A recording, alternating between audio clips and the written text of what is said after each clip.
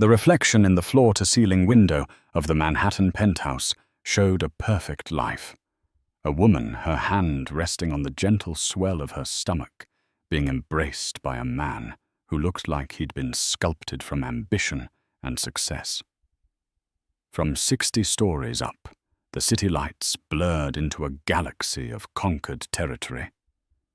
But if you looked closer past the glimmer of the Patek Philippe watch on his wrist and the soft cashmere of her dress, you would have seen the truth. His embrace was a cage, not a comfort. His whisper wasn't of love, but of ownership. And in one shattering moment, he would tell her, the mother of his unborn child, that she was nothing. This isn't a fairy tale. This is the story of how Mia Bennett was left with nothing but a warning, "You'll never survive without me," and returned to take everything. Life for Mia Bennett was a symphony composed by her husband. Jonathan Adler was the conductor, the composer, and the entire orchestra. Their home, a sprawling duplex overlooking Central Park, was his masterpiece. Every piece of art, from the Rothko in the foyer to the de Kooning in the living room, had been chosen by him. Her wardrobe, a curated collection of Chanel Dior and Oscar de la Renta, was funded by him. Even her friends were, in a way, acquisitions, the wives of his business partners, fellow board members and clients.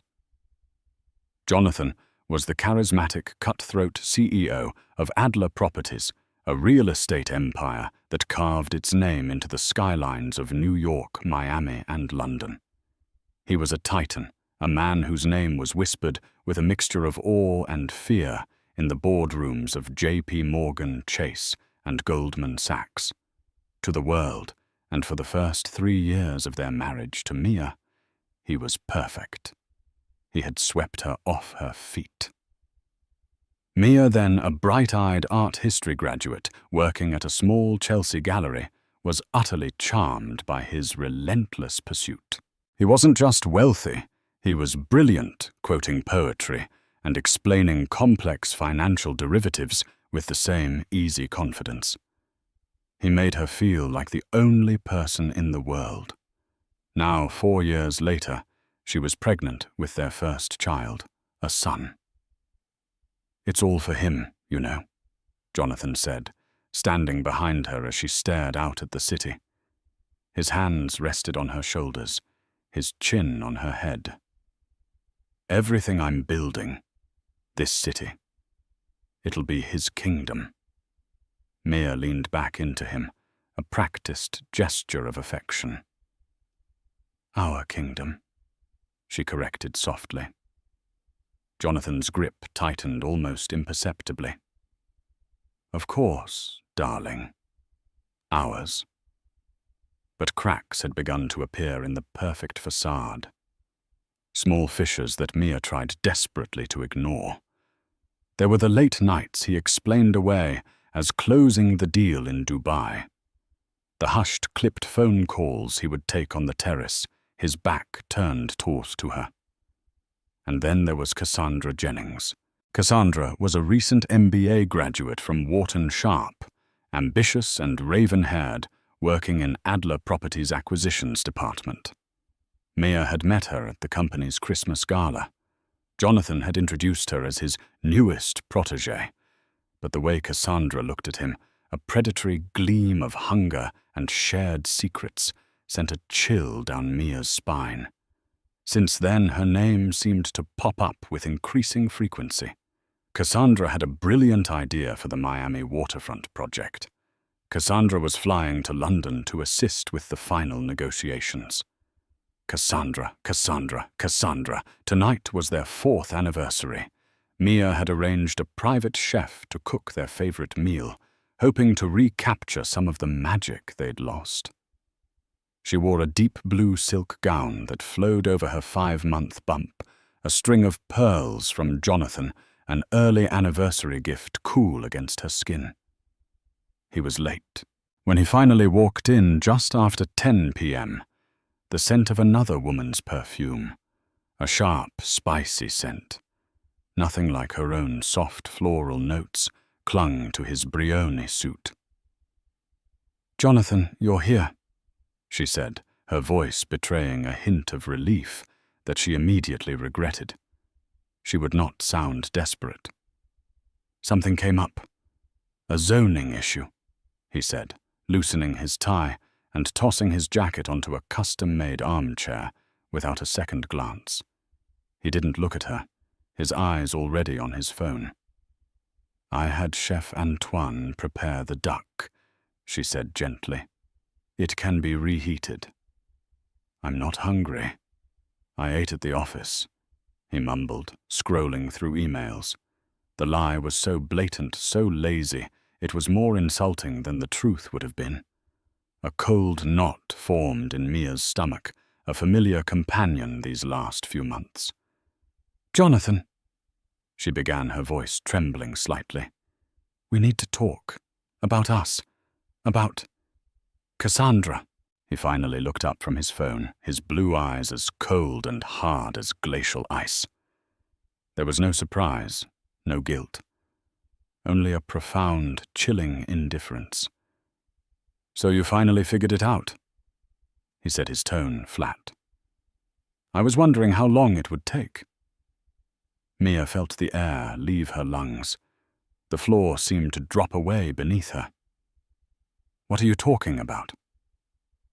"Don't play dumb, Mia. It doesn't suit you," he sneered, setting his phone down. He walked over to the bar and poured himself a generous measure of Macallan 25. "Cassandra and I are together. I'm leaving you." The words didn't register at first. They were just sounds, meaningless and alien. She looked at his face, searching for the man she had married, but he was gone. In his place was a stranger, a cruel, dismissive monarch addressing a subject he was about to banish. You're joking," she whispered, a hand flying to her stomach protectively. "Jonathan, I'm pregnant. We're having a baby." He took a slow sip of his scotch, his eyes never leaving hers. The cruelty was intentional. He wanted her to see it. "The baby complicates things, I'll admit," he said calmly. "But it doesn't change them. My lawyers will be in touch. They'll draw up a settlement. It will be adequate." Adequate. The word was a slap. Her world was imploding, and he was talking about settlements. "I don't want a settlement. I want my husband. I want the father of my child." A flicker of something annoyance, perhaps, crossed his face. He walked towards her, stopping just a few feet away. "Let me be perfectly clear," he said, his voice dropping to a low, menacing growl. "You live in my home. You wear clothes I buy. You eat food I pay for. Your entire existence is a product of my success. You are an art history major who hasn't worked a real day in her life since we met." He took another step, invading her space, making her feel small and helpless. "You have no skills, no resources, no power. You think you can survive out there without me?" He let out a short, bitter laugh. "You'll be destitute in 6 months. You are nothing without me, Mia. You will never, ever survive." He turned and walked back to the foyer, grabbing the jacket he'd tossed aside. "My things will be moved out tomorrow," he said over his shoulder. "The doorman will have a package for you from my lawyer. I suggest you sign it." And with that, he was gone. The heavy oak door clicked shut, the sound echoing in the cavernous silence of the penthouse. Mia stood frozen, his final words hanging in the air like a poisonous vapor. The smell of expensive scotch, another woman's perfume, and the cold, metallic scent of betrayal. She looked down at her hands, resting on the precious life inside her. He hadn't just left her. He had pronounced her doom. The first 24 hours were a blur of denial and disbelief. Mia paced the vast, empty apartment, replaying his words, searching for some hidden meaning, a misunderstanding. She called his phone a dozen times, each call going straight to a cold, impersonal voicemail. She sent frantic texts that remained unread. He had simply vanished, erasing himself from her life as easily as deleting a file. The next morning, reality arrived in a crisp manila envelope delivered by the doorman, just as he'd promised. Inside were legal documents, thick with clauses and sub-clauses from the prestigious law firm Skadden Arps. The settlement was a one-time payment of $50,000 in exchange for which she would waive all future claims to his assets, agree to a non-disclosure agreement that would gag her for life and move out of the penthouse within 30 days. It was less than he'd spent on his last watch. It was an insult wrapped in a threat. But the true devastation came an hour later. She went to pay for groceries online, and her card was declined. She tried another. Declined. A third. Declined. A cold panic seized her. She logged into her online banking portal. The joint account, which just yesterday held a comfortable 6-figure balance for household expenses, was empty, zeroed out. He had drained it. Every last cent. Her personal savings account, containing money from before their marriage and gifts from her family, was untouched, but it was a pitifully small sum, barely enough to cover a few months' rent in a city like New York. He hadn't just left. He had cut the lifeline. He was strangling her financially to force her to sign his insulting offer. His words echoed in her ears. "You will never survive." He was making it a self-fulfilling prophecy. Desperate, she called her sister Olivia in Chicago. Olivia was a pragmatic, no-nonsense lawyer, the complete opposite of Mia's dreamy romanticism. "Livy," Mia sobbed into the phone, the dam of her composure finally breaking. "He's gone. He left me." Through choked tears, she recounted the entire horrifying ordeal, the other woman, the cruel words, the empty bank accounts. Olivia listened in stunned silence, her fury palpable even through the phone line. "That son of a bitch," Olivia finally hissed. "Okay, Mia, listen to me. Do not, under any circumstances, sign anything. Do you hear me? Don't even respond to his lawyers. I'm booking the first flight to LaGuardia tomorrow morning."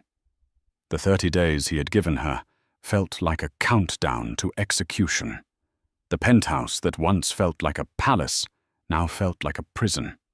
The staff, the cook, the housekeeper looked at her with pity, their whispers following her down the hallway.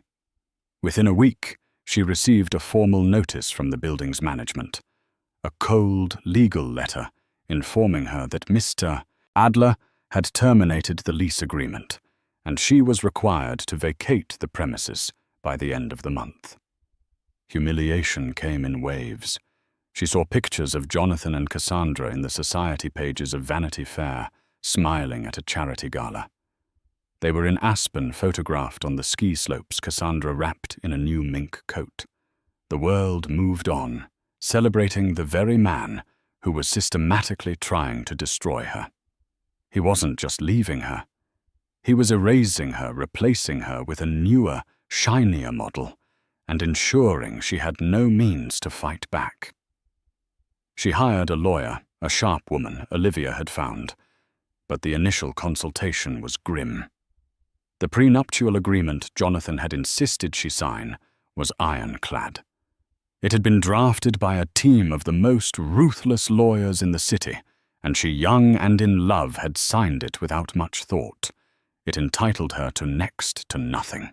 Her lawyer was clear they could fight for child support once the baby was born, and they could perhaps negotiate a slightly better settlement. But the fortune, the empire, the life she knew, all of it was his. Adler Properties was his alone, established long before their marriage. The days bled into one another. Mia packed up her life in boxes, each item a memory, a ghost of the love she thought she had. The beautiful clothes felt like costumes for a role she no longer played. The art on the walls seemed to mock her with its silent, priceless indifference. He was right. She was nothing. Her identity had been so completely wrapped up in his that without him, she felt hollowed out. On the final day, as the movers carried the last of her boxes to a small storage unit, Mia took one last look around the empty penthouse. The cavernous rooms echoed with her failure. Her reflection in the window now showed a lone, pregnant woman, her face pale and drawn. The city lights below seemed to mock her, a universe of success she was no longer a part of. She walked out the door, clicking shut behind her for the last time, leaving behind the gilded cage and stepping into a terrifying unknown wilderness. She had $50,000 from his settlement, which she'd been forced to accept to have any funds at all, a small savings account, and a baby on the way. His voice was a permanent resident in her mind, a relentless whisper of doubt and fear. "You'll never survive without me."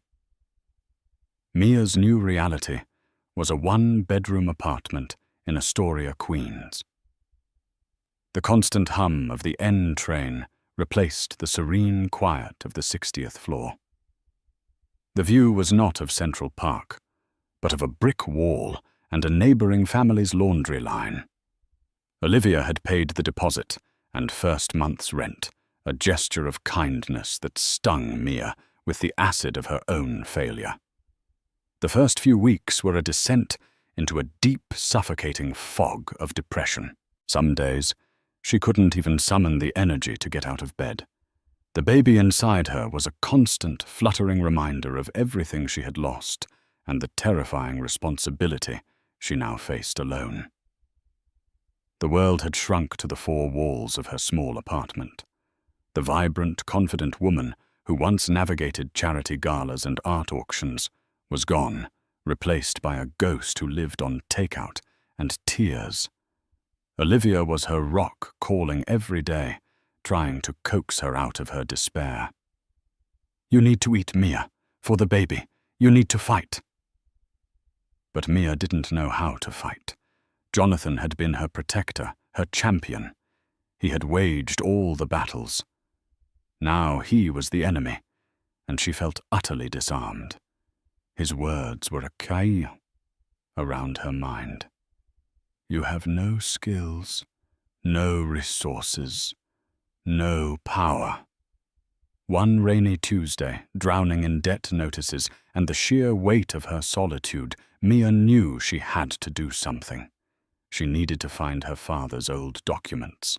He had passed away from a heart attack 2 years before she even met Jonathan, and her mother had died years earlier. Her father, Thomas Bennett, had been a quiet, unassuming man, an architect who had run a small but respected firm. He had always been careful with his money, and Mia vaguely remembered him talking about some investments. She had no idea what they were worth, but anything was better than nothing. She called the storage unit company and arranged to have several of her father's old file boxes delivered to her apartment. They arrived smelling of dust and time, a relic from another life. For hours, she sat on the floor, surrounded by old blueprints, tax returns, and photo albums. It was painful work, each photograph of her smiling parents a fresh stab of grief for the family she no longer had. She was about to give up when she found it tucked away in a worn leather folio labeled Private Investments. It wasn't a stock certificate or a bond. It was a thick, bound document. On the cover in faded type were the words, "Shareholder Agreement for the Astor Place Redevelopment Project, LLC." Her breath caught in her throat. She vaguely remembered her father mentioning this project years ago, long before his death. It was a risky venture, a small, ambitious redevelopment of a commercial building downtown. He had invested in a young, hungry developer who had a bold vision, but no capital. She flipped through the pages, her eyes scanning the dense legal text, and then she saw the signature on the final page next to her father's. It was a younger, slightly less arrogant version of a signature she knew all too well Jonathan Adler. The LLC had a different name back then, but the managing partner was unmistakable. This was Jonathan's first major project. This was the seed from which the entire Adler Properties empire had grown. Her father had been one of his first ever angel investors. Her heart pounded in her chest. She kept reading, her finger tracing the lines of impenetrable legal jargon. Most of it was standard, but one section. Article 5, Section 3B, was heavily marked with her father's neat pencil annotations. It was titled Clause of Extreme Contingency. It was complex, but the gist seemed to be that if the managing partner, Jonathan, ever put the company into extreme financial jeopardy through gross negligence, or by leveraging more than 90% of the company's total assessed value for a single project, the original seed investors, or their designated heirs, held a unique right. They could convert their non-voting Class B shares into super-voting Class A shares, effectively giving them the power to seize a controlling interest in the board. It was a poison pill, a nuclear option. Her quiet, thoughtful father had built a secret cool switch into the foundation of Jonathan Adler's empire. He must have sensed the ruthless ambition in the young developer and built in a fail-safe to protect his investment. Over the years, as Adler Properties grew and absorbed that original LLC, that clause buried deep in the foundational paperwork of a long-ago entity, had been forgotten by everyone. Everyone, but perhaps its architect. Maya stared at the document, her hands trembling. This was impossible. It had to be a mistake, a legal relic that meant nothing now. But as she read her father's notes in the margin, protect the foundation, beware of unchecked ambition, she knew it was real. This piece of paper was not an inheritance of money. It was an inheritance of ashes, the smoldering embers of a forgotten deal. But for the first time in months, Mia felt something other than despair. It was a tiny, fragile spark. But it was there. It was hope. And it felt like the beginning of a war. Mia knew she couldn't decipher the document's true power alone. She was out of her depth, and Jonathan's lawyers would shred her to pieces if she made one wrong move. She needed a guide, someone who understood the brutal world Jonathan inhabited, but who wasn't a part of it. Her mind immediately went to Walter Finch. Mr. Finch had been her father's closest friend and personal attorney for over 40 years. A brilliant, semi-retired corporate lawyer, he had a reputation as a quiet shark who preferred strategy over spectacle. After her father's death, Walter had sent her a kind, heartfelt letter telling her to call him if she ever needed anything. She never had. Until now. With trembling hands, she found his number and called him. She explained her situation in a halting voice, expecting pity, perhaps a referral to a good divorce lawyer. Instead, Walter listened with a grave, focused intensity. "The Astor Place redevelopment project," he said, his voice crackling with memory. "I remember that. Your father was worried about the young man running it. Adler. Said he was brilliant but had no soul. Thomas always saw people for who they truly were." He paused. "Bring me the document, Mia, and bring everything else your father kept on it. Let's see what kind of ghost Thomas Bennett left in the machine." Walter Finch's office was in a stately old building on Park Avenue, a world away from her Queens apartment. It was filled with dark wood, leather-bound books and the scent of old paper and wisdom. He was a man in his late 70s, with sharp, intelligent eyes that missed nothing. He spread the documents across his massive mahogany desk, reading them with a practiced, meticulous eye, occasionally letting out a low whistle. Mia sat opposite him. Her nerves frayed her hands, clutching a cup of tea she couldn't drink. After almost an hour of silence, he finally looked up, his eyes gleaming. "Good heavens, Thomas, you magnificent bastard," he whispered to himself. Then he looked directly at Mia. "This isn't just a document, my dear. This is a key to the entire kingdom. Jonathan Adler has likely forgotten this clause even exists. His current legal team, the sharks at Skadden Arps, probably never even bothered to look at the foundational paperwork of an LLC that was dissolved into the parent company 2 decades ago. But a foundation is a foundation. The clause holds." Mia's heart hammered against her ribs. "So, what does it mean? What can I do?" Walter leaned forward, his expression deadly serious. "Right now, nothing.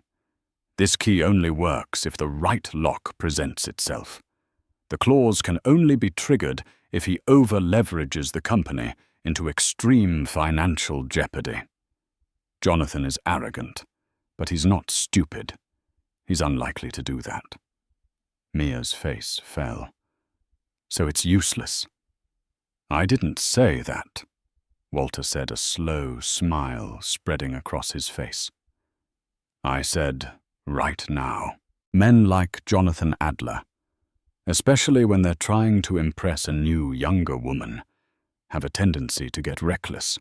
Hubris is the universal solvent of genius. We don't have to do anything. We just have to wait for him to make a mistake. And while we wait, we prepare you." And so began the education of Mia Bennett. It was a brutal, all-consuming masterclass in the world that had once been a foreign country to her. Walter became her mentor, her drill sergeant, her strategist. He transformed his quiet office into her classroom and war room. Every morning, Mia would take the train into Manhattan, her pregnant belly growing more prominent by the week. She spent hours in Walter's library, devouring books on corporate finance, contract law, and real estate investment trusts. Words like leveraged buyouts, mezzanine debt, and hostile takeovers became her new vocabulary. Walter would grill her for hours, posing hypothetical scenarios, testing her nerve, sharpening her mind, until it was as keen as a razor. "Forget your art history degree," he told her one afternoon, pushing a thick volume on SEC regulations across the desk. "From now on, the balance sheet is your masterpiece. A company's debt-to-equity ratio is your Mona Lisa." It was the hardest thing she had ever done. She battled morning sickness while trying to understand bond yields. She felt the baby kick for the first time while reading about bankruptcy proceedings.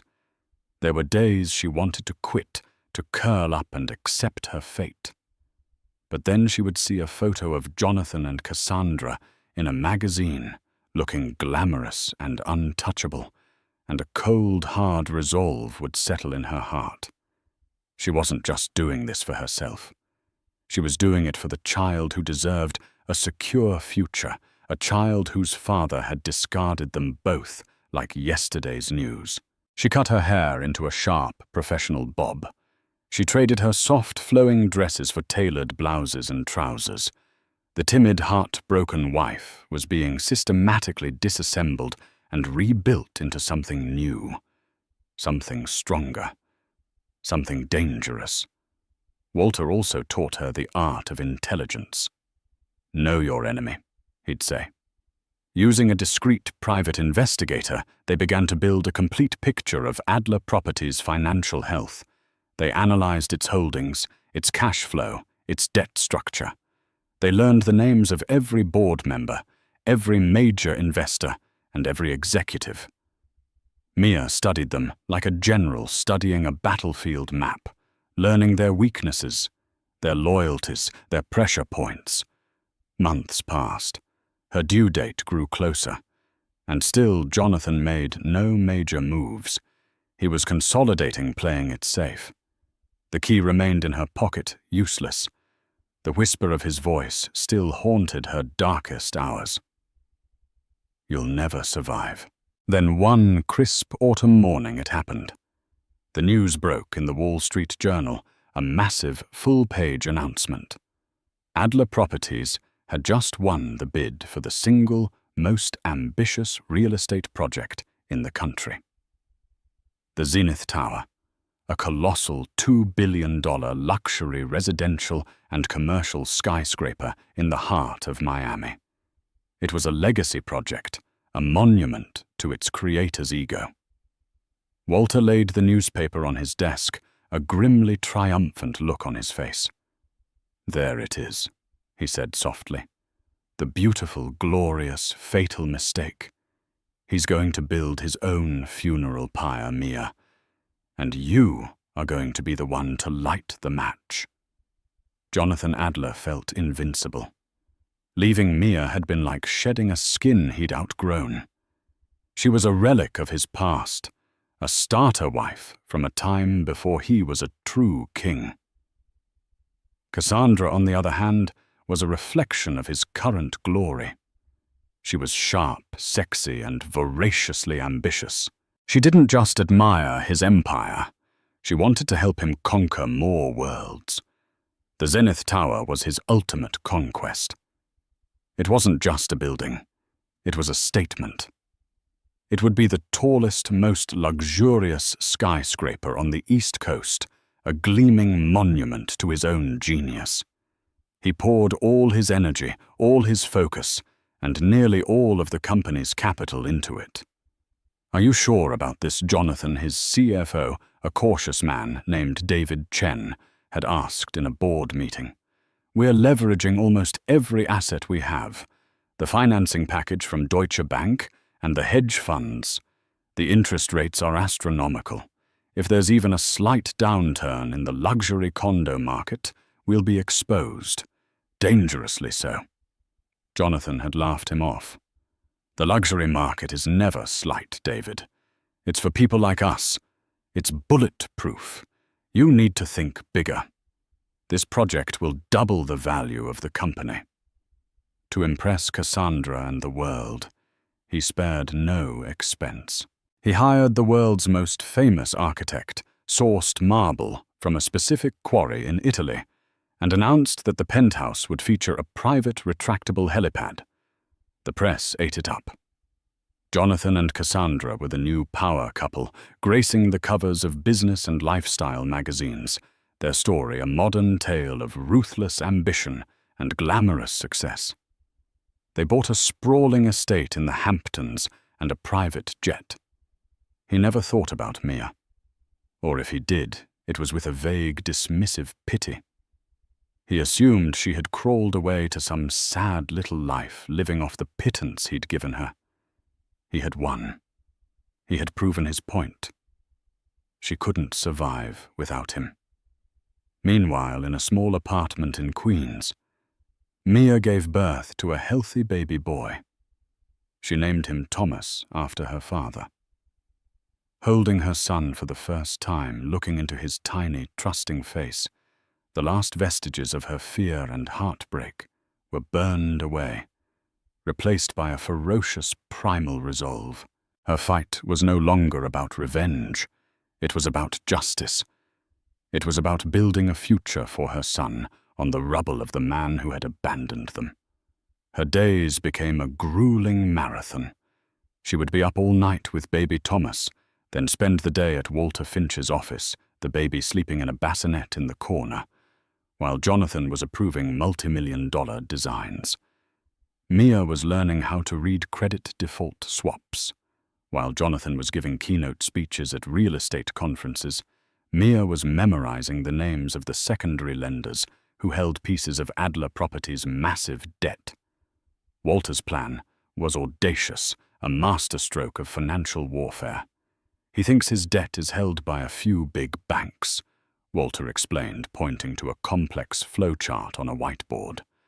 But those banks, to mitigate their own risk, have sold off pieces of that debt to smaller investment funds and lenders.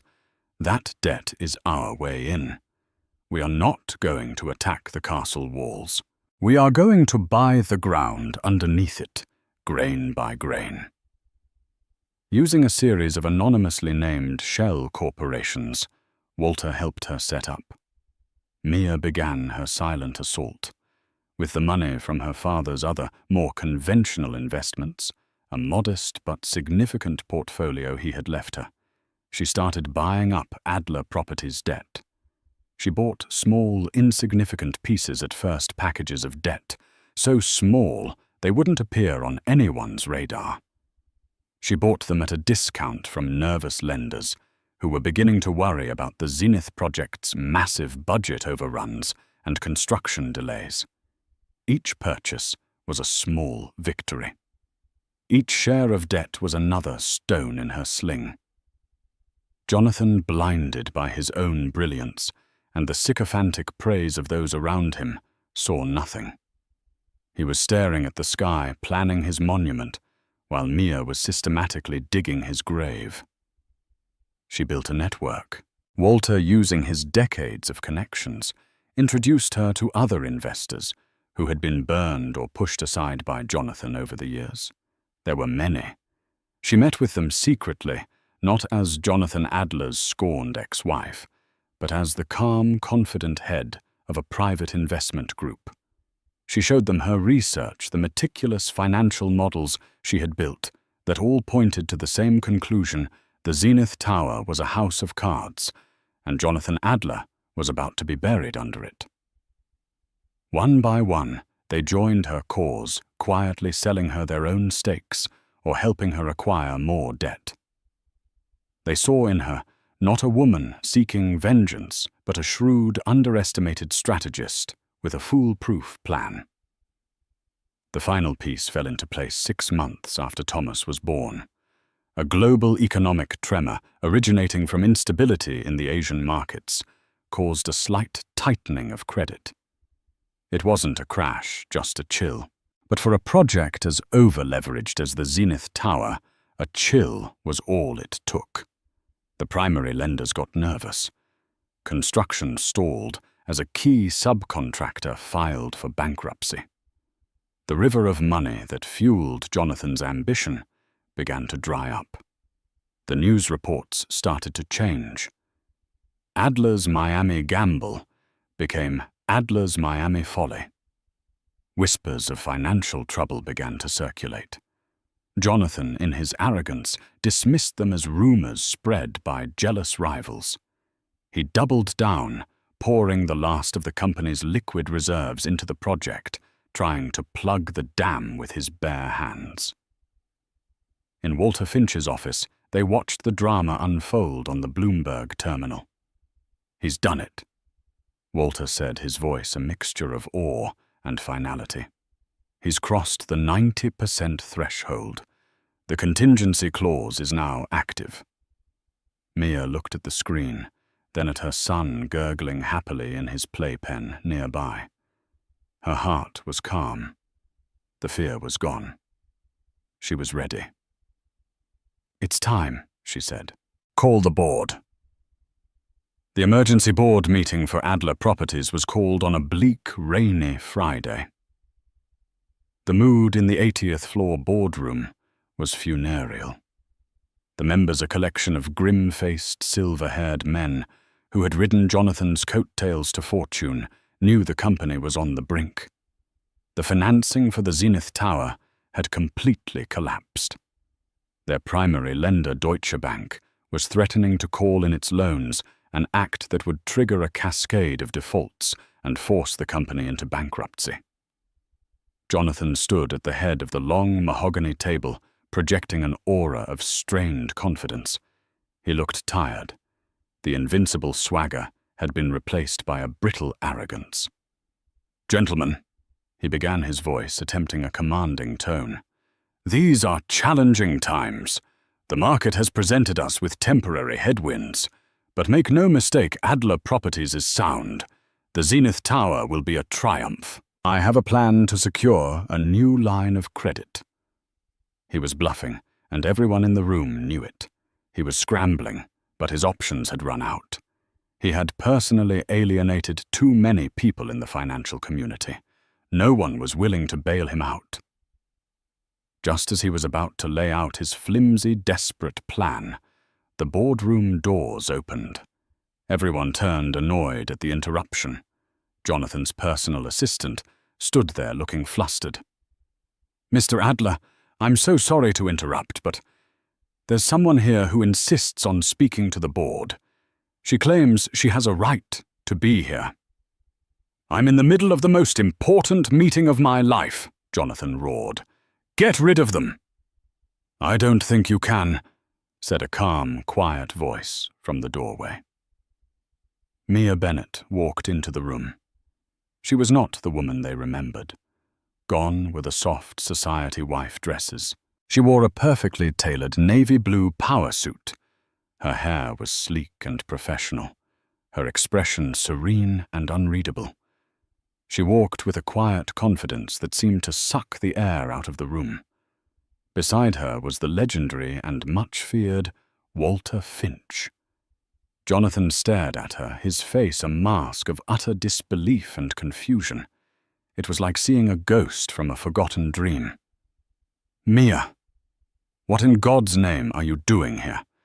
This is a private meeting." "Security." "That won't be necessary, Jonathan," Mia said, her voice even and cool. She placed a leather portfolio on the table. "I'm not here as your ex-wife. I'm here as the representative for the Tack Holdings Group." David Chen, the CFO, paled. "Tack Holdings. They're the group that's been buying up our secondary debt. We've been trying to get a meeting with them for weeks. They hold nearly 30% of our outstanding debt." A murmur went through the room. Jonathan looked from Mia to Chen, the gears in his mind grinding, unable to process what was happening. "That's right, David." Mia continued, her eyes locking onto Jonathan's. "My group is now your single largest creditor, and as such I have a vested interest in the irresponsible way you've been running this company." "This is absurd," Jonathan sputtered, his face turning a blotchy red. You don't know the first thing about finance. This is some kind of sick joke." "It's no joke," Walter Finch said, speaking for the first time. His voice, though quiet, commanded immediate respect. "Many of you in this room know me, and you all know I don't engage in jokes." Walter slid a document out of his own briefcase and pushed it down the center of the table. "This is a copy of the original shareholder agreement for the Astor Place Redevelopment Project, LLC, the foundational entity of this company. I trust your legal counsel can confirm its authenticity." He then looked at Mia, giving her the floor. "As the sole heir of one of the original seed investors, Thomas Bennett," Mia announced, her voice ringing with newfound authority, "I have inherited his shares that, according to Article 5, Section 3B, come with a rather unique clause of extreme contingency." She let the words hang in the air. The company's lead counsel, a man who had helped draft her prenup, scrambled to look up the old files on his laptop, his face growing paler by the second. "That clause," Mia continued, her gaze sweeping across the stunned faces of the board members, "states that if the managing partner, that's you, Jonathan, leverages the company into extreme financial jeopardy, which is defined as leveraging over 90% of the company's value for a single project my shares convert. They become Class A super voting shares." She paused, letting the full weight of her statement land. "Your disastrous Zenith Tower project has put the company's leverage at 94%. You have triggered the clause. As of this morning when we filed the paperwork with the SEC, I am now the majority voting shareholder of Adler Properties. Silence. Absolute deafening silence. Jonathan looked as if he'd been struck by lightning. The other board members stared, their mouths agape, looking between the impossible woman standing before them and the man whose empire had just evaporated in an instant.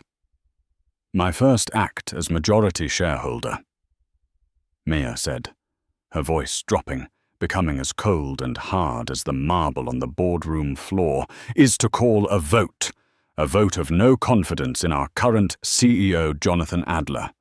All those in favor. One by one, the hands of the men who had once been Jonathan's loyal disciples went up.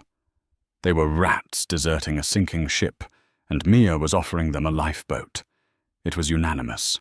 Mia looked directly at Jonathan, the man who had discarded her, mocked her, and sentenced her to failure. There was no triumph in her eyes, only a calm, profound finality. You're fired, Jonathan. The fallout was immediate and spectacular.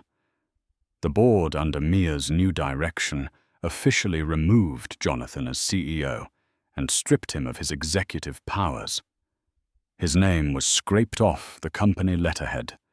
His access to the corporate accounts was revoked. His keycard to the building was deactivated. In the space of a single afternoon, he went from titan to pariah. The press had a field day. Billionaire ousted by ex-wife in shocking boardroom coup, screamed the headlines. The story was irresistible, the scorned pregnant wife who had returned from obscurity to seize her husband's empire. But Mia refused to play the part of the vengeful woman. She gave one and only one interview to the Wall Street Journal. She was poised, articulate, and professional. She never mentioned Cassandra or Jonathan's betrayal.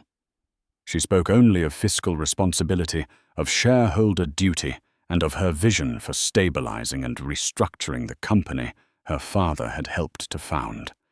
She wasn't a victim. She was a CEO. Jonathan was a broken man. His entire identity was built on his power and wealth. Without them, he was nothing.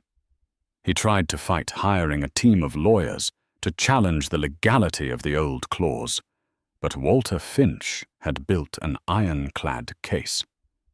The courts upheld Mia's claim. Jonathan was left with his personal assets, which were significant, but now tainted by the public humiliation of his downfall. Cassandra Jennings, the ambitious protégé, saw which way the wind was blowing. She had attached herself to a winner, a man of power. The ruined, disgraced Jonathan held no appeal for her. Within a month she was gone, having quietly accepted a new position at a rival firm in London. She left him a short note, an almost comical echo of his own departure from Mia. He was left utterly alone in his Hamptons mansion, a king in an empty castle haunted by the ghost of his own hubris. Mia, meanwhile, was working tirelessly. As the new chairwoman of the board and acting CEO, she moved into Jonathan's old office, her office now. The first thing she did was take down the self-aggrandizing portraits of him and replace them with her father's architectural drawings. Her task was monumental to save the company from the bankruptcy Jonathan had steered it towards. The Zenith Tower was an albatross around its neck.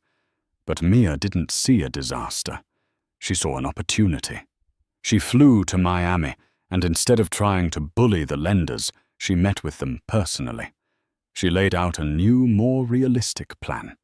She was transparent about the company's financial state and presented a radical new vision for the half-finished tower. It would no longer be a monument to a single man's ego, but a mixed-use development with affordable housing units, alongside the luxury condos, a community hub with public green spaces and retail spaces for local businesses. It was a socially conscious, financially sound plan that won the support of the city and eventually the nervous lenders. They agreed to restructure the debt and extend the financing. She brought David Chen, the cautious CFO Jonathan had mocked, into her inner circle, valuing his prudence and experience. She promoted talented people from within the company, who Jonathan had overlooked. She transformed the toxic, high-pressure work environment into one of collaboration and respect. Adler Properties, under her leadership, began to heal. One evening, about 6 months after the takeover, she was working late in her office. The city lights twinkled below the same view she once had from the penthouse. But now, it didn't look like a conquered territory. It looked like a world of possibility. Her son Thomas, now a babbling toddler, was playing with wooden blocks on a rug in the corner watched over by a nanny. There was a hesitant knock on her door. It was her assistant. "Ma'am, your ex-husband is in the lobby. He's demanding to see you. He doesn't have an appointment." Mia felt a flicker of the old fear, but it was quickly extinguished. "Send him up," she said calmly. Jonathan walked into her office, a shadow of the man he once was. His expensive suit hung on a diminished frame. His face was gaunt, his eyes hollow. He looked around the office at his father-in-law's drawings on the wall, at his son playing on the floor, at the woman sitting confidently behind his desk. He began, his voice raspy. I need your help. My personal accounts are frozen in litigation. I'm being sued by everyone. I have nothing."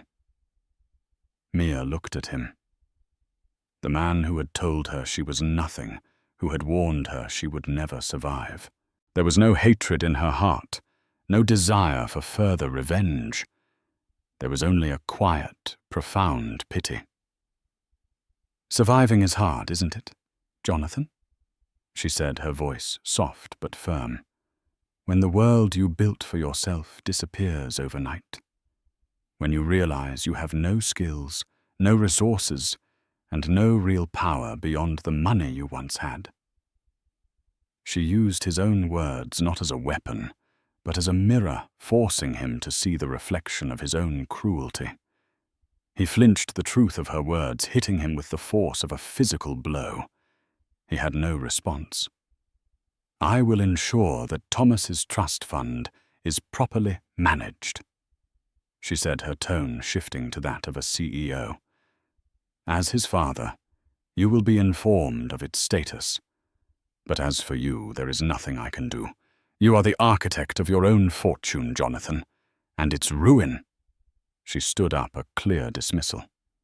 "Now, if you'll excuse me, I have a company to run, and a son to put to bed." He stared at her for a long moment, seeing for the first time the woman she had become, or perhaps the woman she had always been buried beneath the weight of his shadow. He turned and walked out of the office without another word, a ghost leaving the world of the living. Maya went over to her son, scooping him up into her arms. He giggled, grabbing a fistful of her hair.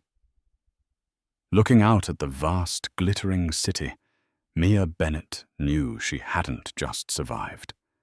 She had been reborn in the fire, and from the ashes of a broken life, she had built an empire of her own. Years passed. The skyline of Miami was now graced by the Bennett Tower, no longer the Zenith. It stood not as a symbol of ego, but as a thriving, diverse community, a testament to Mia's vision. It won numerous architectural and urban planning awards, and its success stabilized and then grew.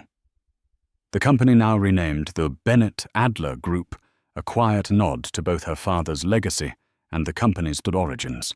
Mia never remarried. Her life was full, dedicated to her work and her son. She became one of the most respected figures in real estate, known for her sharp intellect, her integrity, and her innovative, community-focused projects. She wasn't a flamboyant titan like Jonathan had been. She was a quiet, powerful force, building things that were meant to last. Thomas grew up into a bright, kind, and grounded young man. He knew his mother was a CEO, but he also knew her as the mum who read him bedtime stories, helped him with his science projects, and taught him the importance of kindness and integrity.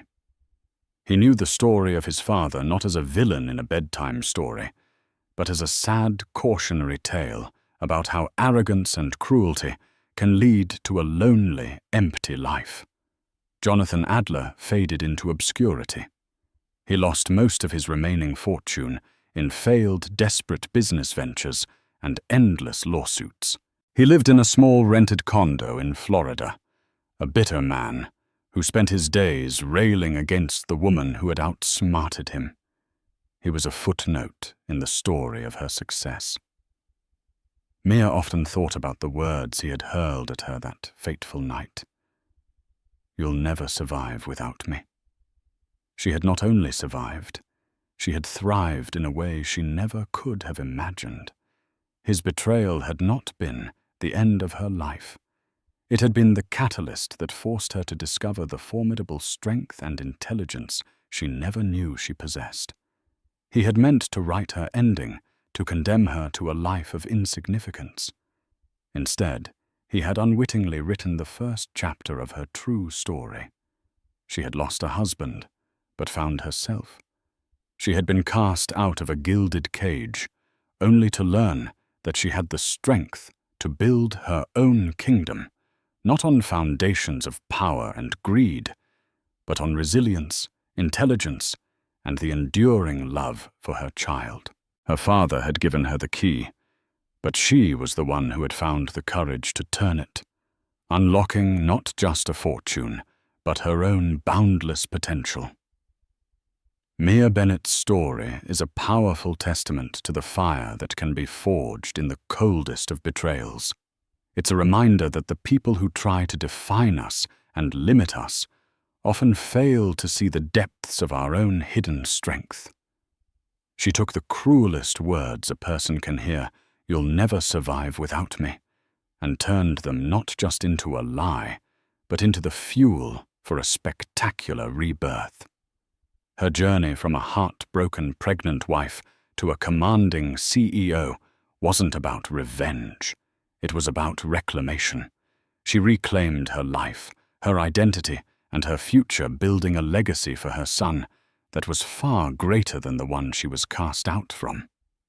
If Mia's story of transformation and resilience inspired you, please show your support by hitting that like button. Share this video with someone who needs to be reminded of their own inner power. And don't forget to subscribe to our channel and ring the bell for more real-life stories of triumph over adversity. What part of Mia's journey resonated with you the most? Let us know in the comments below. For a man like Richard Sterling, a real estate mogul who built his empire in the sky, everything had a price. He believed his past could be settled with a check, and a new future could be purchased with a flawless $14 million diamond. As he stepped into the hushed, velvet-lined salon to bestow this treasure upon his young mistress, he thought he was at the peak of his power. He was wrong. He was walking into a reckoning because the ghost he'd paid to disappear didn't just haunt his past. She had built an empire of her own and was waiting for him as the CEO. The engine of the Bentley Mulsanne purred with a sound so deep and unobtrusive it was more a feeling than a noise, the sound of absolute, unquestionable wealth. From the passenger seat, Chloe Summers adjusted the angle of her phone, capturing the glint of her diamond-encrusted watch against the butter-soft leather of the dashboard. She pouted her meticulously glossed lips, the filter on her social media app smoothing her skin to an impossible porcelain sheen. "Almost there, my loves," she cooed to her 2.3 million followers. Ricky has a little surprise for me. He's so naughty." She blew a kiss at the screen, the caption already forming in her mind. Feeling so blessed. A girl's best friend is a man who knows her worth. Hat luxury. Life. Goals. Spoiler. Alert. Richard Sterling. The Ricky in question kept his eyes on the congested New York traffic. A faint, indulgent smile touched his lips. He was 52, but a combination of expensive tailoring, a personal trainer who worked him like a prize fighter, and the kind of confidence that only a 9-figure net worth could bestow, allowed him to feel a decade younger. Chloe at 24 was the perfect accessory to this feeling. She was beautiful, vivacious, and utterly dependent on him. She was everything his ex-wife Isabel had not been. Isabel. The name was like a phantom taste of stale bread in a Michelin star meal. She had been there for the beginning, the cramped apartments, the ramen noodle dinners, the endless nights he spent hunched over blueprints while she balanced their books and proofread his proposals. She had been his partner, his strategist, his bedrock. But as his empire of steel and glass rose, she had remained level, grounded. She preferred gardening to Gala's books to Birkin's. She hadn't grown with him. In his mind, he had outgrown her. The divorce finalized 3 years ago had been a simple transaction in his eyes. He had cut a check, a generous one, he thought, and excised her from his life like a vestigial organ. He'd told his lawyer, "Give her enough so she never has to bother me again." "Is this it?" Chloe's voice sliced through his thoughts. She was pointing at a storefront that was the pinnacle of understated elegance. The name was etched in platinum lettering above the triple-reinforced glass doors, Laurent de Genève. It was a relatively new name in the high jewelry world, but in the last few years it had exploded onto the scene, whispered in the same breath as Cartier and Van Cleef and Arpels. Their reputation was built on ethically sourced, impossibly rare stones and designs that were considered modern art. "This is it," Richard confirmed, a surge of pride swelling in his chest. Securing an appointment here was a feat in itself. Being ushered into their private salon to view their masterpiece collection was a testament to his status. A doorman in a tailored charcoal coat opened Chloe's door before the car had even fully stopped. Richard stepped out, handing the keys to a valet who materialized from the shadows. The air on Fifth Avenue was crisp, carrying the scents of perfume and exhaust. Inside the boutique was a sanctuary of quiet luxury. It wasn't ostentatious. The walls were a soft dove gray. The lighting was masterfully diffused to make every diamond on display shimmer with an internal fire, and the air was filled with the faint, clean scent of white lilies. A woman with a severe black dress and an almost imperceptible earpiece greeted them. "Mr. Sterling, welcome. We have been expecting you. If you would follow me, the salon is prepared." They were led past glass cases containing jewels that could ransom kings up a sweeping uncarpeted marble staircase that seemed to float on air. The private salon was at the back of the second floor, a room with plush velvet chairs, a bottle of Krug champagne chilling in a silver bucket, and a single formidable black velvet pedestal at its center. "Madame Dubois, our chief gemologist, will be with you in a moment," the hostess said with a slight bow, before closing the heavy oak doors behind them, sealing them in a world of profound silence and anticipation. Chloe gasped, her eyes wide. "Oh, Ricky, this is insane." She ran a hand over the velvet of the armchair, her gaze darting around the room, assessing its value, its post-worthiness. Richard simply smiled, taking a seat and stretching his legs out. This was his domain, a world of power access and acquisition. He was here to purchase the centerpiece of Laurent de Geneve's latest collection, a necklace they had named the Star of Serenity. He had only seen it in a private catalogue sent to a select few clients. A flawless 88-carat D-color diamond suspended from a cascade of smaller pear-shaped stones.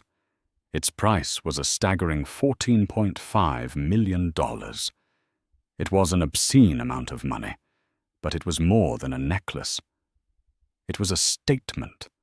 It was a declaration to the world and to the lingering ghost of his own past that Richard Sterling had arrived, and he could afford to buy the stars themselves. The door opened.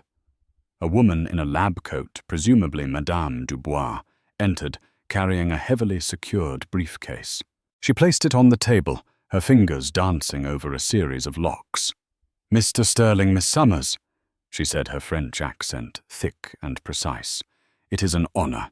In a moment you will see why the Star of Serenity is a piece that has no equal." The case hissed open. Richard leaned forward, his heart thrumming. Chloe held her breath. This was the moment. The culmination of his success, the ultimate trophy for his new life. But then the salon door opened again. It wasn't the hostess. It was another woman. She was tall, dressed not in a severe uniform or a lab coat, but in a perfectly tailored navy blue suit that spoke of quiet, bespoke power.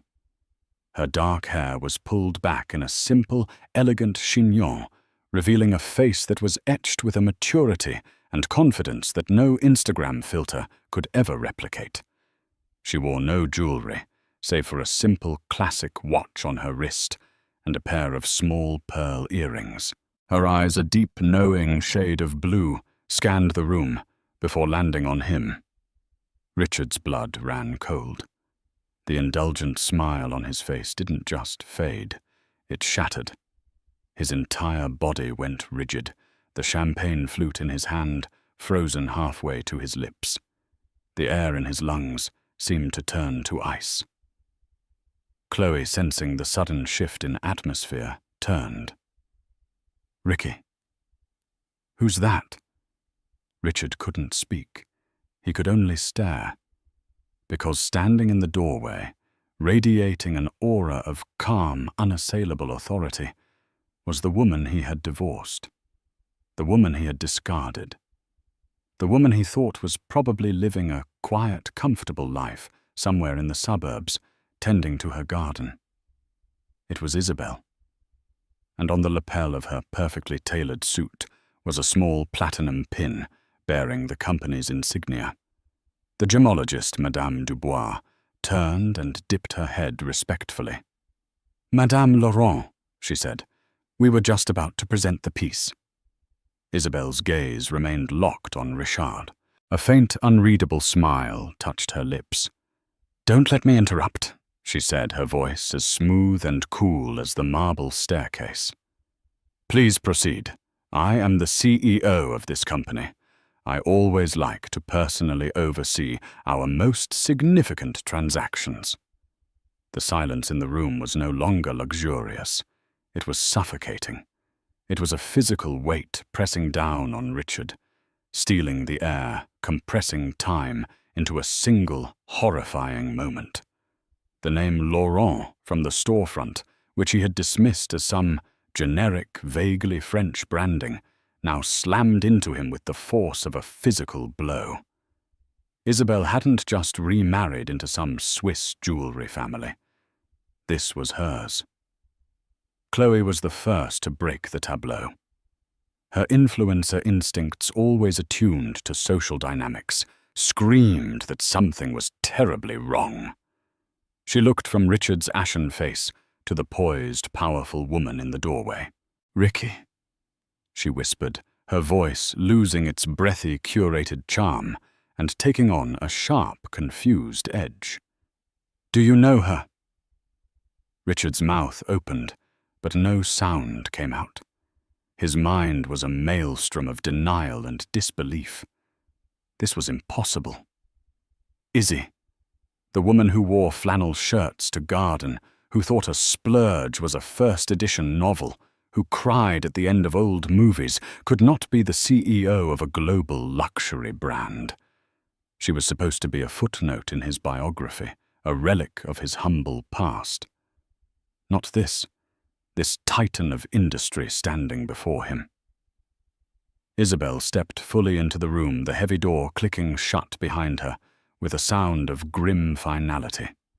She moved with an economy of motion he'd never seen in her before.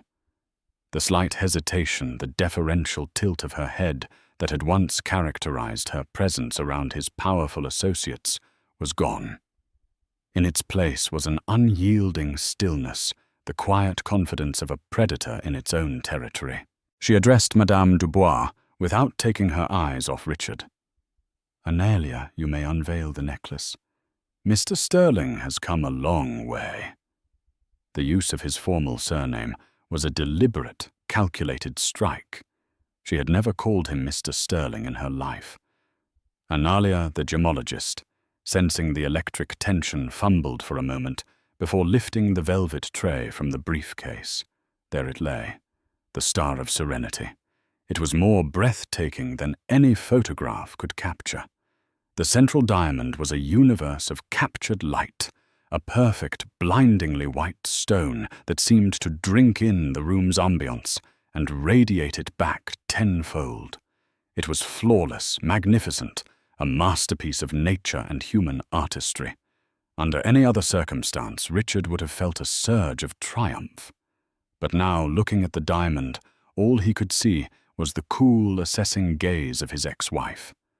The necklace seemed to mock him its brilliance, a reflection of his own staggering ignorance.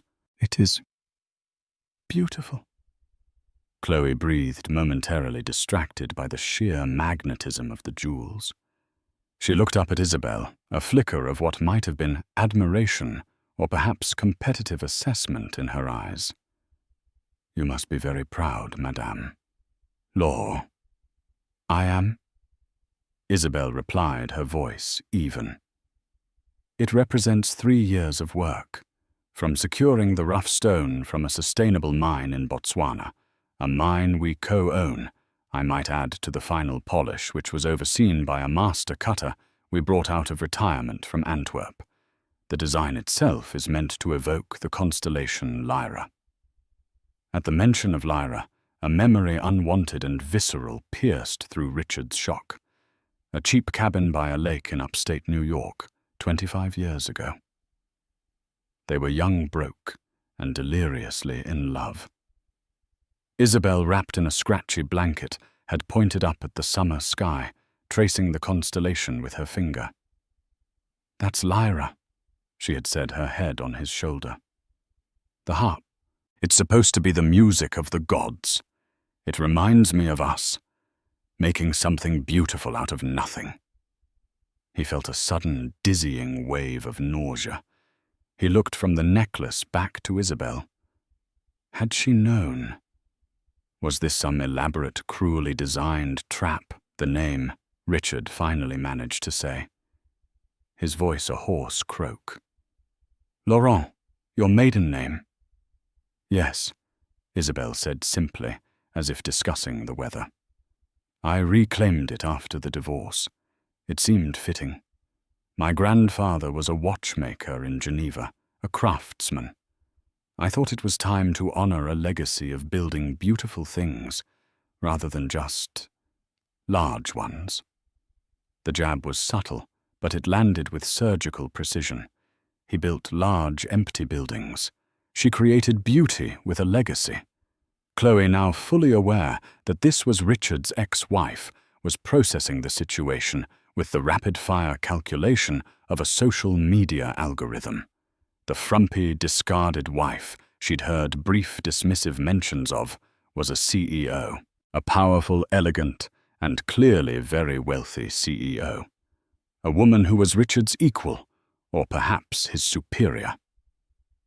This narrative was far more compelling and threatening than the one she had been sold. Her posture shifted. The look she gave Richard was no longer one of doe-eyed adoration. It was questioning, disappointed. "Well," Chloe said, forcing a bright, brittle smile. She stood up, running a hand down her designer dress. "It's an absolutely stunning piece. Ricky, it's everything I ever dreamed of." Her words were directed at Richard, but her eyes were fixed on Isabel, a clear challenge being laid. "He's with me now. He's buying this for me." Isabel's gaze drifted to Chloe for the first time. It was not unkind, but it was dismissive. The look a queen might give a courtier's transient favorite. "It requires a certain presence to wear," Isabel commented coolly. "The stone has a history, a weight. It's not for everyone." The implication was clear. Chloe was not everyone. She was a temporary vessel, and the necklace was too permanent, too important for the likes of her. The color rose in Chloe's cheeks. For the first time since Richard had met her, the flawlessly confident influencer was flustered, exposed. Richard felt a desperate need to reclaim control of the room, of the situation, of his own narrative.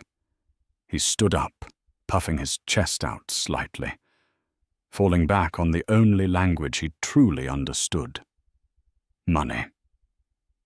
"The price we discussed stands," he announced, his voice louder than necessary. $14.5 million. I'll have my bank wire the funds immediately. We'll take it now." He expected this to be the end of it. Money always ended things. It was the final word, the ultimate trump card. He would buy the necklace, put it on his young mistress's neck right in front of his ex-wife, and walk out the door, proving that he had won. But Isabel didn't flinch. She didn't look at the necklace or at him. She simply held his gaze, and the faint, unreadable smile returned to her lips. "I'm afraid," she said, her voice dropping to a soft, devastatingly calm tone. "It's a little more complicated than that, Richard." 25 years felt like 1,000 lifetimes ago. Richard Sterling wasn't a titan then. He was a junior architect with fire in his belly and holes in his shoes. He had a vision, a burning ambition to reshape the city skyline. But what he didn't have was capital or connections. What he did have was Isabelle Laurent. They met at a dusty, hole-in-the-wall library. He was poring over zoning regulations. She was a graduate student in art history, researching Renaissance patronage. She was quiet, whip-smart, with eyes that seemed to see the structural integrity of his very soul. He fell for her intellect first, her quiet strength second, and her unwavering belief in him third. Their first office was the fold-out card table in their tiny railroad-style apartment. While he sketched daring, impossible designs, Isabel was the architect of their life. She managed their meager finances with the precision of a Swiss watchmaker, her family's trade. She taught herself contract law, poring over dense legal texts so they wouldn't have to hire a lawyer. She networked tirelessly, not in the slick transactional way Richard would later adopt, but with genuine curiosity. Charming grizzled construction foremen and skeptical city planning officials with her sincerity and grasp of detail. He remembered one night staring at a rejection letter for a loan application, the 5th one that month. He had thrown a stack of blueprints across the room in a fit of rage. "It's over, Izzy," he'd said, his voice raw with defeat. "They don't see it. They don't see what I see." Isabel had calmly picked up the scattered papers. She didn't offer platitudes or empty encouragement. Instead, she sat down, unrolled a drawing, and pointed to a specific structural element. "The cantilever is too aggressive, Richard," she'd said softly. It's scaring the investors. It reads as risk, not vision. What if we reinforce it here and alter the facade here to echo the lines? It achieves the same aesthetic effect, but makes the engineering look safer, more inevitable. He had stared at her, then at the drawing. She was right. It was a brilliant, elegant solution that sacrificed none of the artistry, but allayed all the financial fears. That design with her modification became the foundation for his first solo project. He got the loan, he built the building, and he never forgot that she had seen the solution when all he could see was the problem. She wasn't just his wife. She was his hidden co-architect. Success when it came was a tidal wave.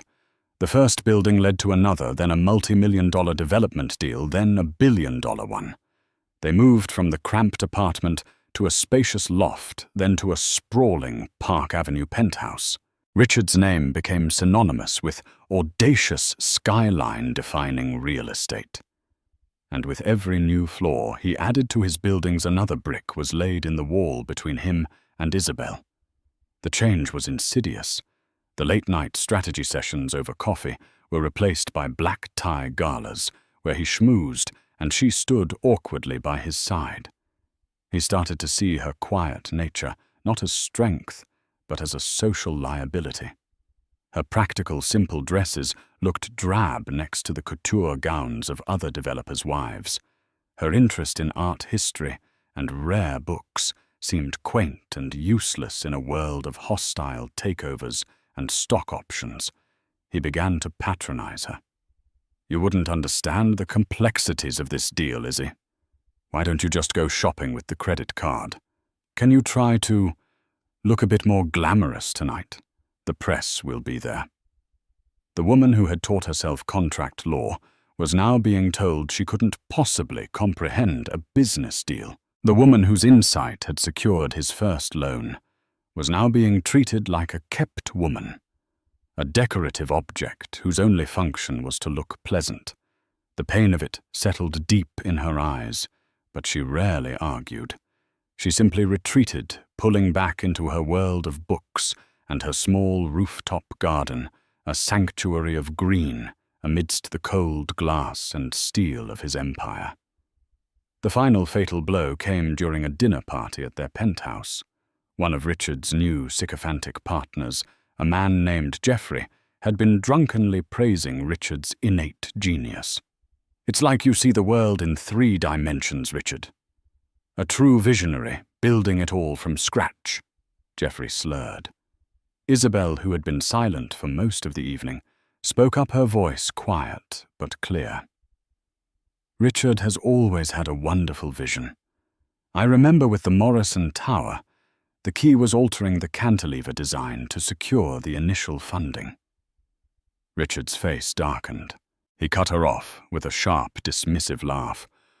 "Oh, honey, still telling that old story. My wife, ladies and gentlemen," he announced to the table, "likes to think she was there in the trenches with me. It was a sweet gesture, but let's be honest. The real work happens in boardrooms, not at kitchen tables." The table fell silent. The public humiliation hung in the air, thick and toxic. He hadn't just dismissed her contribution. He had erased it. He had taken their shared history, their partnership, and rewritten it into a solo act of his own genius, relegating her to the role of a sentimental, slightly delusional housewife. She looked at him, and for the first time he didn't see love or hurt in her eyes. He saw nothing. A complete, terrifying void. It was the look of a door being closed and locked from the inside. 2 weeks later, she asked for a divorce. The proceedings were swift and bloodless, mostly because she asked for so little. She didn't want the penthouse, the art collection, the cars. She didn't fight for a percentage of his company, Sterling Properties, which she would have been legally entitled to. She simply asked for a one-time settlement. It was a substantial sum to an ordinary person, but to Richard it was less than the cost of the marble he was using for the lobby of his latest skyscraper. It was a rounding error. He remembered signing the check in his lawyer's office, feeling a sense of smug relief. "This should keep you comfortable, Izzy," he had told her over the phone the last time they ever spoke. "Buy yourself a nice little house somewhere.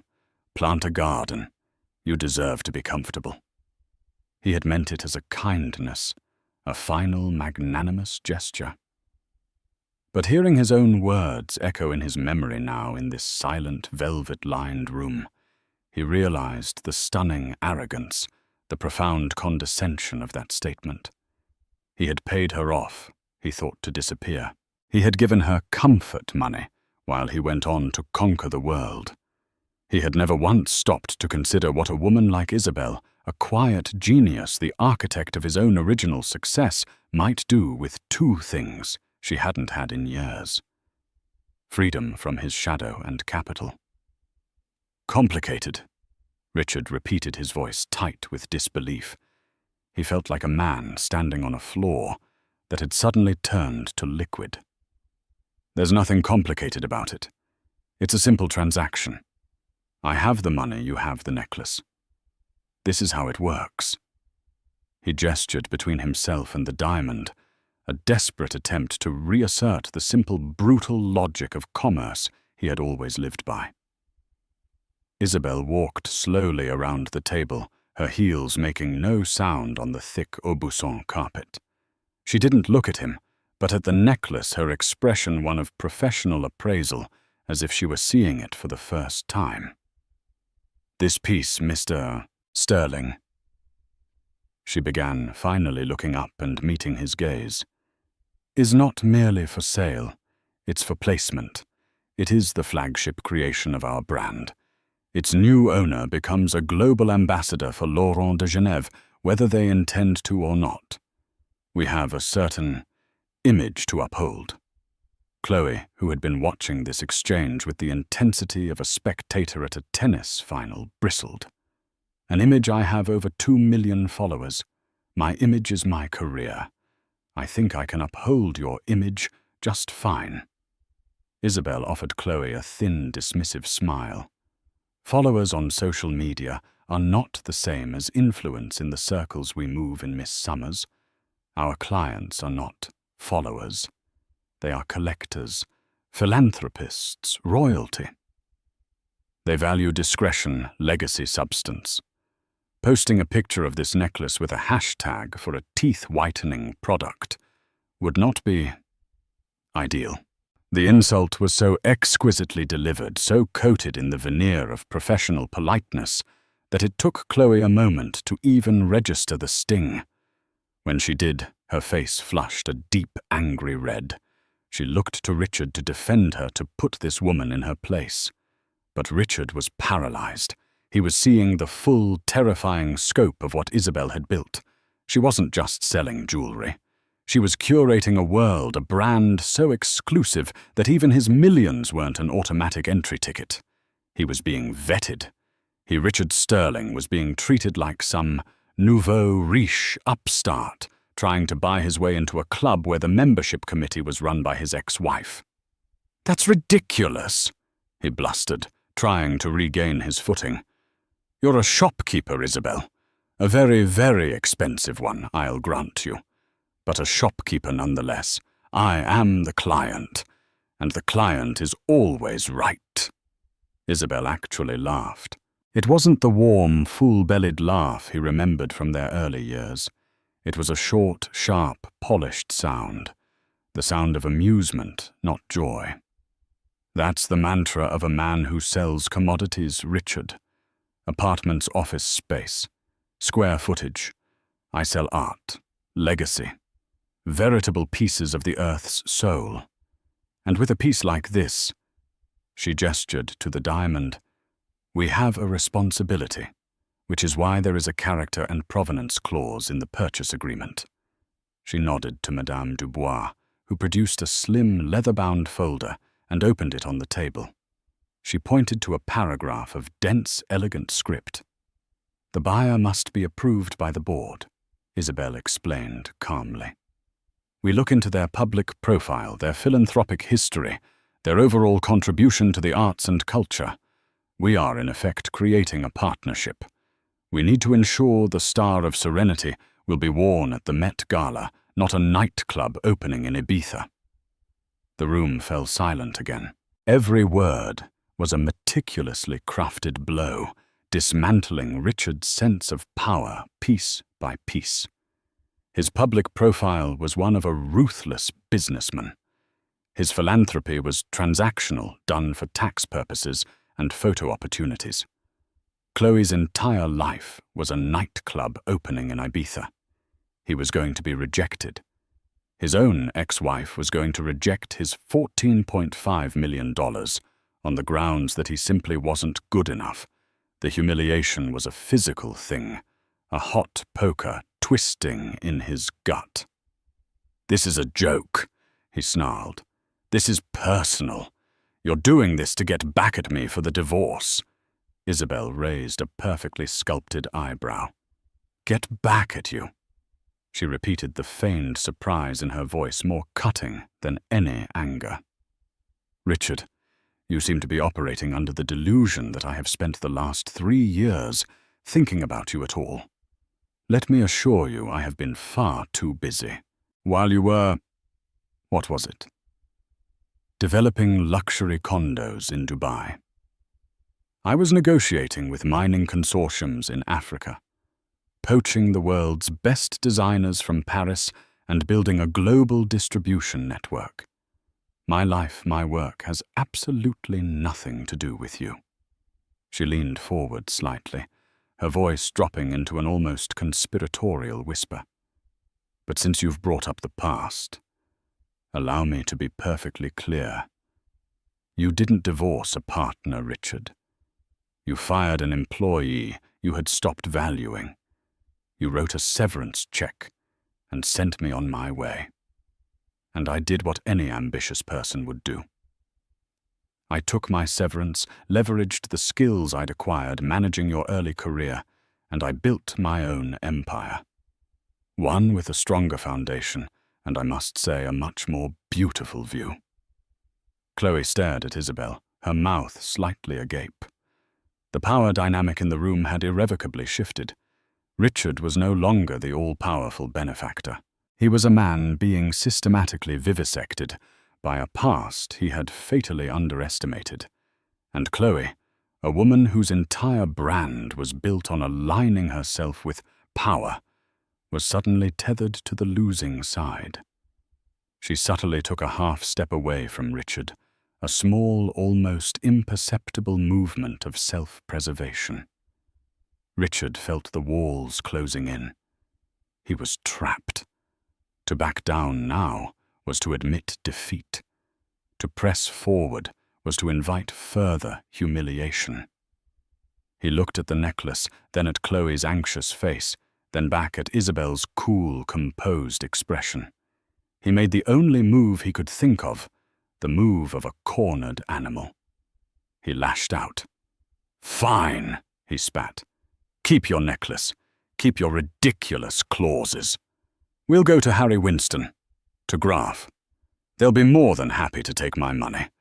I'm sure they won't ask me for a character reference." He turned to leave, grabbing Chloe's arm.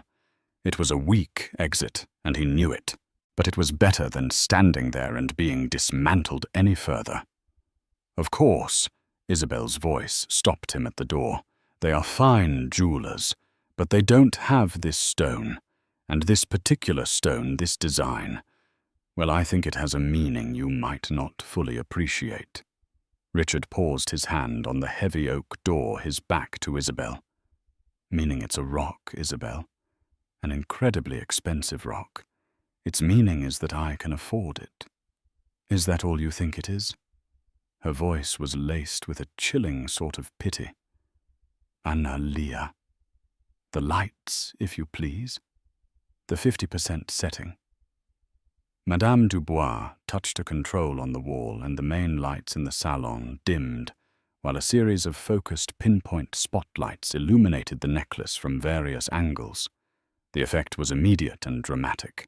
The smaller diamonds around the chain receded into twinkling points of light, and the massive central stone seemed to come alive, its internal facets breaking the light into 1,000 shards of pure color.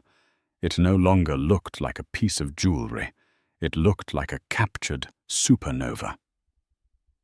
The design, Isabel continued, her voice taking on the quality of a museum curator explaining a masterpiece, is not arbitrary.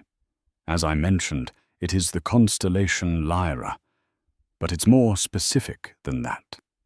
The arrangement of the satellite diamonds, the precise angles of the platinum setting, it's a perfect celestial map of Lyra, as it would have appeared in the night sky over Cayuga Lake, New York, on August 20th, 25 years ago. Richard's blood turned to ice. August 20th, their first anniversary. They couldn't afford a real vacation, so they had borrowed a friend's ramshackle cabin on Cayuga Lake. They had spent the night on a threadbare blanket by the water's edge, drinking cheap wine and looking at the stars. It was the night she had pointed out Lyra. The night he had promised her that one day he would buy her all the stars in the sky. He turned around slowly, his face a mask of disbelief. He looked at the necklace, truly seeing it for the first time. It wasn't just a random assortment of stones. He could see it now, the faint parallelogram shape, the brilliant star of Vega, represented by the 88-carat diamond. It was all there. A perfect diamond-encrusted fossil of a memory he had long since buried. "You," he stammered, his voice failing him. "You designed this. I conceived of it," she corrected him gently. "My design team brought it to life. I call this collection the Memory Cut. We take moments of profound significance and immortalize them in gemstones. This is the first piece. The prototype, you might say." Chloe was looking back and forth between them, her initial confusion hardening into a cold, dawning comprehension. This wasn't just a business transaction that had gone sour. This was something else entirely.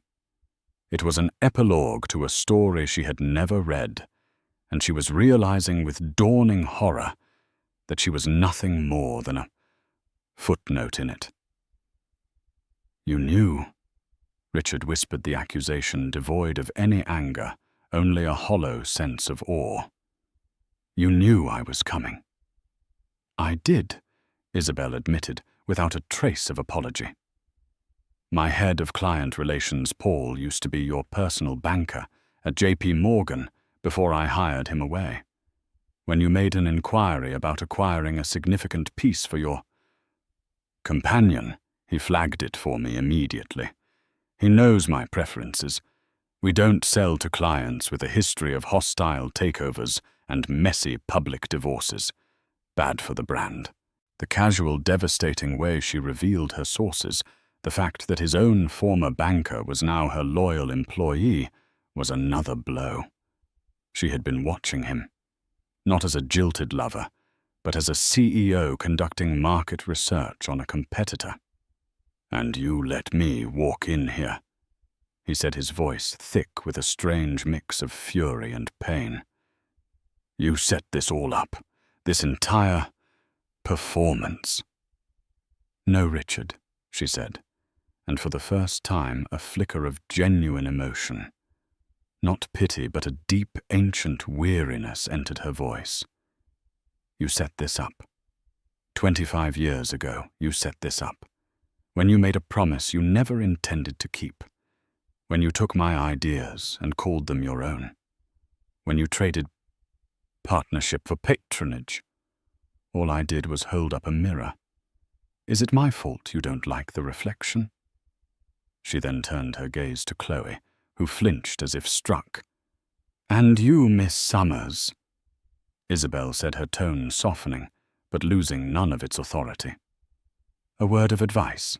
When a man like Richard promises you the stars, you should be certain he isn't just trying to buy back a piece of a sky he once shared with someone else. This necklace was never meant for you. It was a ghost, a monument to a memory he was desperate to both erase and reclaim.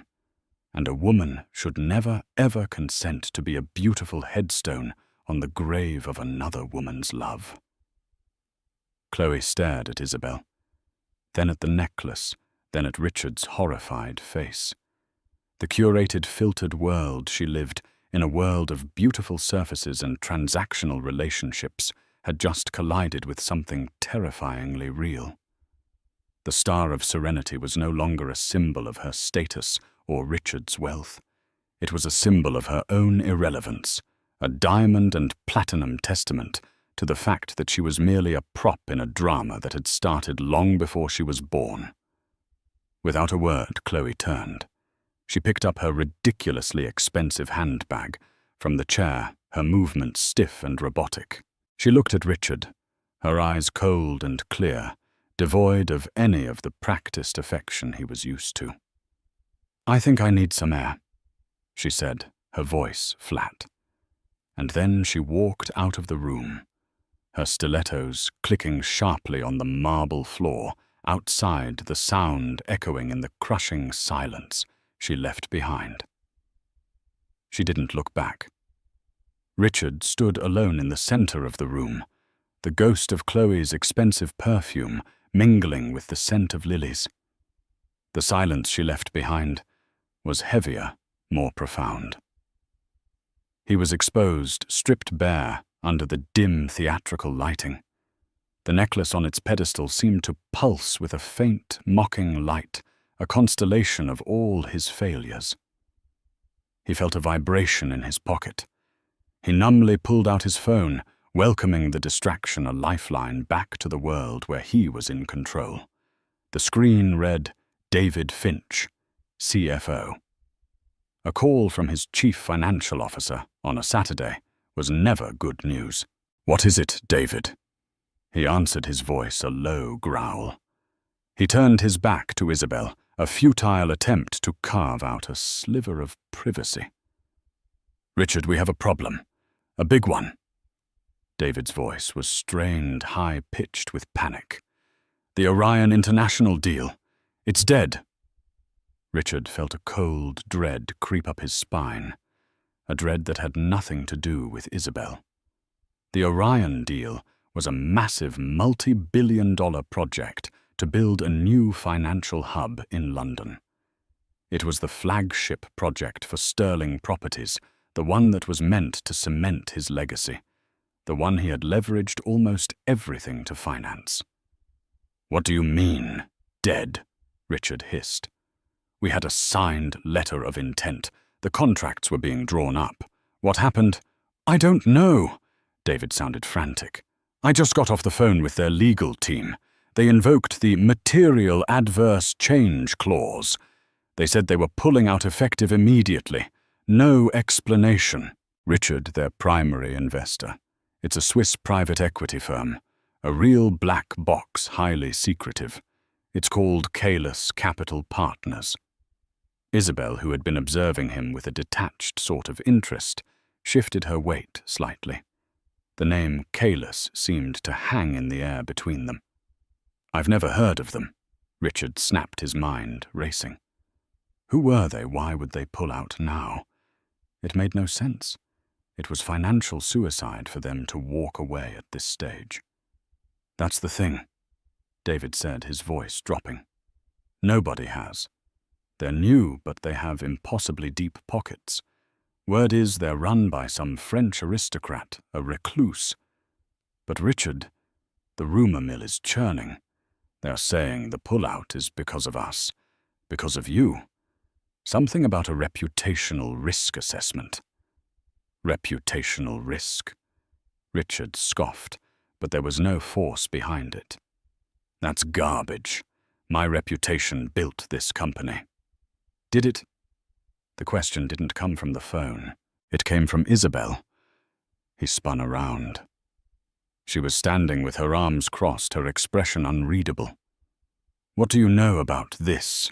he demanded, a wild, paranoid suspicion beginning to bloom in his mind. Caelus Capital, she said, pronouncing the name with perfect familiar fluency. They are a boutique investment firm specializing in sustainable and ethical development. Very selective. They value long-term stability and sterling reputations above all else. Their founder and managing partner is a man named Jean-Pierre Devereux. She paused, letting the name settle. He is also the chairman of my board of directors, and my fiancé. The phone slipped from Richard's hand, clattering onto the plush carpet. The world tilted on its axis. It wasn't just that she was successful. It wasn't just that she had built this empire. She had moved into his world. Not just his world, but the stratosphere above it, a place of old money and quiet power he had only ever dreamed of accessing. He built buildings. Her fiancé's firm decided which cities would get built. You did this. He breathed the accusation, sounding pathetic even to his own ears. You sabotaged my deal. Don't be so dramatic, Richard, she chided him the way one might scold a child for a tantrum. I didn't do anything. Jean-Pierre makes his own investment decisions.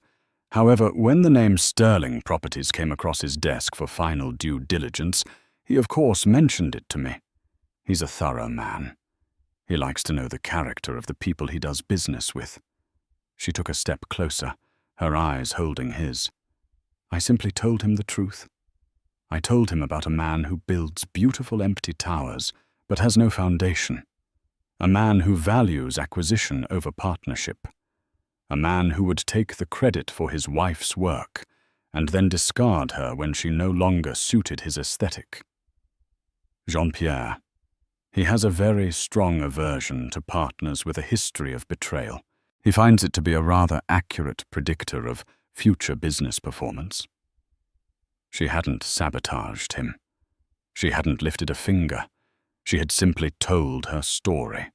His own history, his own actions had torpedoed his future. He had built his empire on a foundation of rewritten history and erased partnerships, and his past had finally come back to collect. The architect of his first success had now, with a few simple, truthful words, become the architect of his most devastating failure. He sank into one of the velvet chairs, the strength gone from his legs. He looked around the opulent room at the priceless necklace and thought of the massive, crushing debt he had just taken on to finance a deal that no longer existed. He wasn't just humiliated anymore. He was ruined. The facade of Richard Sterling, Titan of industry, had crumbled to dust at the feet of the woman he had thrown away.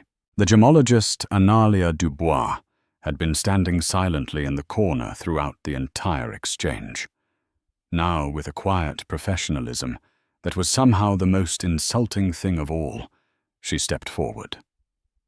"Madame Laure," she said softly, "shall I return the star of serenity to the vault?" Isabel looked from Richard's broken form to the magnificent diamond. "Yes, Analia.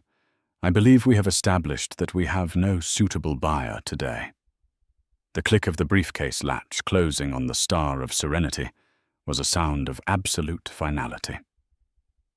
Madame Dubois gave a slight, respectful nod and exited the salon, leaving Richard and Isabel alone for the first time in 3 years.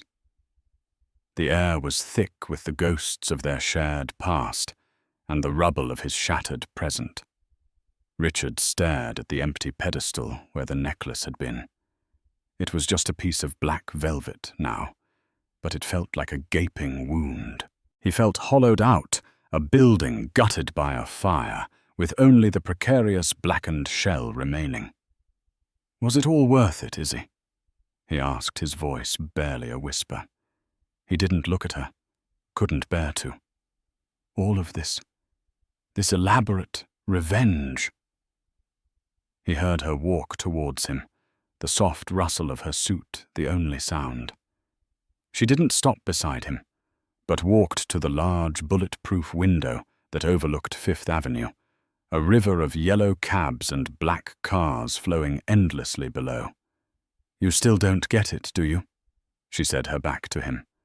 Her voice was softer now, stripped of the corporate armor, leaving only a calm, weary clarity. "You think this was about you? You think I spent the last 3 years plotting, scheming, building this entire company, just for a single moment of gotcha in a velvet room? My God, Richard, your ego has truly become your own skyscraper, casting a shadow so vast you can't see anything else." She turned from the window to face him. "This was never about revenge. Revenge is a hot, messy, emotional thing. This was about reclamation. I didn't do this to you. I did this for me. I took the money you gave me, the comfort money you thought would send me off to a quiet life of gardening, and I invested it, not just in a business but in myself. I reclaimed my family name because yours had become a brand I no longer recognized. I sought out partners like Jean-Pierre because they value the things you taught me to discard: integrity, loyalty, a quiet strength." She gestured around the elegant salon. "This place, it's not the opposite of you, Richard. It's the evolution of what we started together. It's built on the principles I tried to bring to our partnership: quality over quantity, lasting value over fleeting trends, a foundation of truth. You just stopped listening." He finally looked up at her, really looked at her. He saw the faint lines of exhaustion around her eyes, the immense strength in her posture. He saw the woman he had fallen in love with in a dusty library, the brilliant strategist who had saved his first project, now fully realized, unburdened by his shadow. He had thought he was the sun, and she was a planet orbiting him. He was wrong. He had been a temporary eclipse, and she was her own star. "I'm ruined, Izzy." He confessed the words, tasting like ash. "The Orion deal. That was everything. Without it, the banks will call in their loans. I'll lose it all." "Will you?" She asked, a genuine question in her voice. "You'll lose the penthouse, the jet, the mistress of the month. You'll lose the illusion, but you still have your name. You're still a brilliant architect when you're not drowning in your own hubris. Perhaps you'll have to start over. Build something smaller, something with a stronger foundation." It was the cruelest thing she could have said, because it was true. She wasn't offering condemnation or even pity. She was offering a cold, hard, structural analysis, just as she had done all those years ago with his blueprints. She was showing him the fatal flaw in his design. She walked to the door.